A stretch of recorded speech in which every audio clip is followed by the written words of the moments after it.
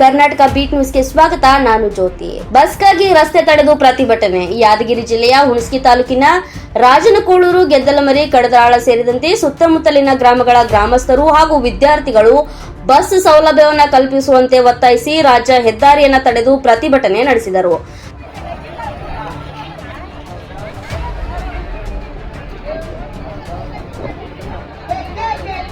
Bus ಅಲ್ಲಿಂದ 4 return ಶಾಲೆ ಬರ್ತದಲ್ಲ, 4 ಒಂದೇ ಬಸ್ ಅದಂತ. ಅದು ಬಿಟ್ಟ ಮೇಲೆ 7:30 ಗಂಟೆ ಕಾಲೇಜ್ ಬಸ್ಸು.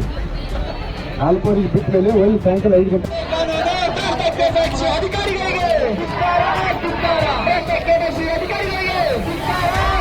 ಕರ್ನಾಟಕ ರಕ್ಷಣಾ ವೇದಿಕೆ ನೇತೃತ್ವದಲ್ಲಿ ನಡೆದ ಪ್ರತಿಭಟನೆಯಲ್ಲಿ ಗೆದ್ದಲಮರಿ, ಕಡದರಾಳ, ರಾಜವಾಡ ತಾಂಡಾ, ಬೊಮ್ಮನಗುಡ್ಡ ಹಾಗೂ ಬೈಲಕುಂಟಿ ಗ್ರಾಮಗಳ ವಿದ್ಯಾರ್ಥಿಗಳು ಶಾಲಾ ಕಾಲೇಜುಗಳಿಗೆ ತೆರಳಲು ಸಮರ್ಪಕ ಬಸ್ ವ್ಯವಸ್ಥೆ ಇಲ್ಲದ ಕಾರಣ ತೀವ್ರ ತೊಂದರೆಯನ್ನ ಅನುಭವಿಸುತ್ತಿರುವುದಾಗಿ ಆರೋಪಿಸಲಾಯಿತು.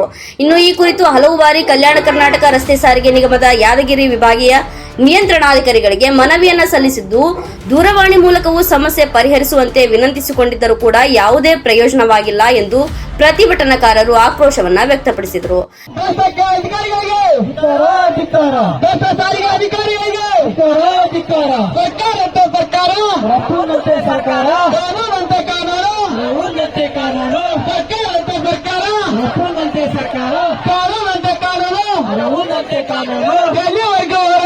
ಗೆಲ್ಲುವರೆಗೆ ಹೋರಾಟ, ಏತಕ್ಕಾಗಿ ಹೋರಾಟ, ಬಸ್ಸಿಗಾಗಿ ಹೋರಾಟ, ಬೆಕ್ಕು ಬೆಕ್ಕು ನ್ಯಾಯ ಬೇಕು, ಬೆಕ್ಕು ಬೆಕ್ಕು ನ್ಯಾಯ ಬೇಕು. ಎಲ್ಲಿವರೆಗೂ ಹೋರಾಟ, ಎಲ್ಲಿವರೆಗೂ ಹೋರಾಟ, ಏತಕ್ಕಾಗಿ ಹೋರಾಟ, ಏತಕ್ಕಾಗಿ ಹೋರಾಟ. ಸರ್ಕಾರ ಅಂತ ಸರ್ಕಾರ, ಕಾನೂನು ಅಂತ ಕಾನೂನು, ಸರ್ಕಾರ ಅಂತ ಸರ್ಕಾರ, ಕಾನೂನಂತೆ ಕಾನೂನು. ಬೆಕ್ಕು ಬೆಕ್ಕು, ಬೆಕ್ಕು ಬೆಕ್ಕು, ಬೆಕ್ಕು ಬೆಕ್ಕು, ಏತಕ್ಕಾಗಿ ಬಸ್ ಸೌಲಭ್ಯದ ಕೊರತೆಯಿಂದ ವಿದ್ಯಾರ್ಥಿಗಳು ಶಿಕ್ಷಣದಿಂದ ವಂಚಿತರಾಗುವ ಪರಿಸ್ಥಿತಿ ನಿರ್ಮಾಣವಾಗಿದ್ದು, ಕೂಡಲೇ ಸಮಸ್ಯೆಯನ್ನ ಪರಿಹರಿಸಬೇಕು ಎಂದು ಒತ್ತಾಯಿಸಿದರು.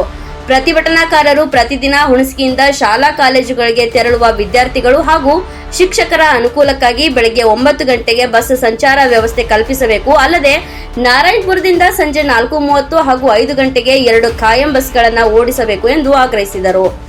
ಇನ್ನು ಇಂದಿನಿಂದಲೇ ಸರಿಯಾದ ವೇಳಾಪಟ್ಟಿಯಂತೆ ಬಸ್ ಸಂಚಾರ ಆರಂಭಿಸದಿದ್ದಲ್ಲಿ ಮುಂದಿನ ದಿನಗಳಲ್ಲಿ ಹುಣಸಗಿಯ ಬಸವೇಶ್ವರ ವೃತ್ತದಲ್ಲಿ ರಸ್ತೆ ತಡೆ ನಡೆಸಿ ಉಗ್ರ ಪ್ರತಿಭಟನೆ ಹಮ್ಮಿಕೊಳ್ಳುವುದಾಗಿ ಎಚ್ಚರಿಕೆಯನ್ನು ಕೂಡ ನೀಡಿದರು.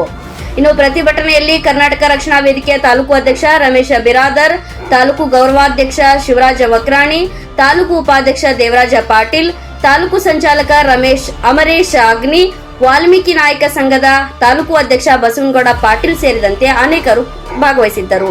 ವರದಿ ಸಿಎಂ ಮಕಾಂದಾರ್. ಕ್ಷಣ ಕ್ಷಣದ ಸುದ್ದಿಗಾಗಿ ನೋಡ್ತಾ ಇರಿ ಕರ್ನಾಟಕ ಬೀಟ್ ನ್ಯೂಸ್.